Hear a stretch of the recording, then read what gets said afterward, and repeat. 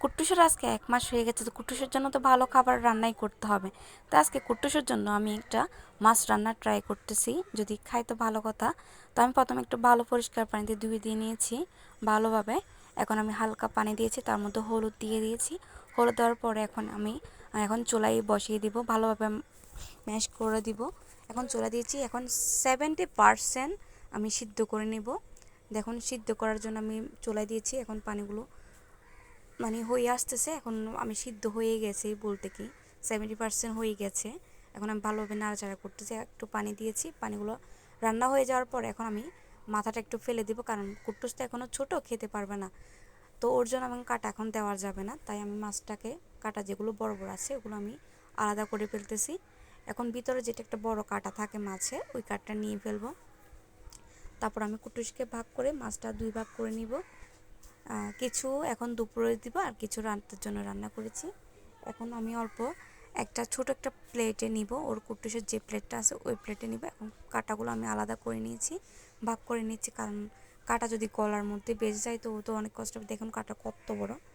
তো আমি কুট্টুসকে এখন আলাদাভাবে দেওয়ার চেষ্টা করতেছি, বড় হলে তখন কাটাটা আলাদা হবে।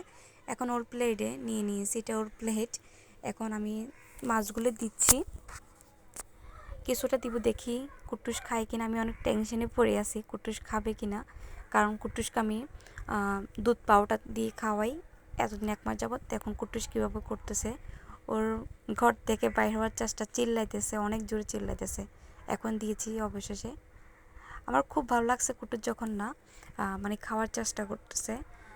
হ্যাঁ, ভালো লাগতেছে, কারণ ও তো এখন বড় হচ্ছে।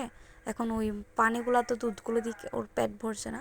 তো আমি এখন চেষ্টা করতেছি প্রতিদিন এক একটা রকমের খাবার ওকে দেওয়ার চেষ্টা করব।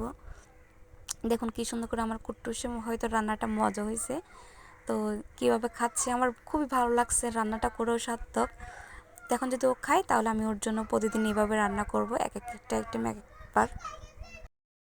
আমার কুট্টুস চেটেপুটে খাইছে, এটাই এখন আমার থেকে অনেক শান্তি লাগতেছে দেখেও।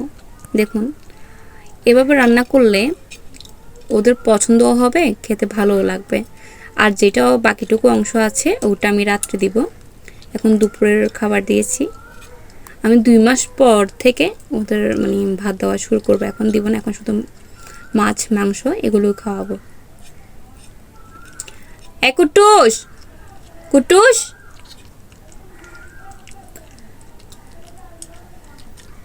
আর একটা কমন সমস্যার মধ্যে পড়ে গেছি, কুট্টুসের গায়ে উকুন হয়েছে। এই উকুনটা দূর করার জন্য উকুন দূর করার জন্য একটা ঘরোয়া পদ্ধতি, এই ভিডিওটাও দিব, আমি জানতে পারছি, আপনাদের সাথে শেয়ার করব। আল্লাহ হাফেজ।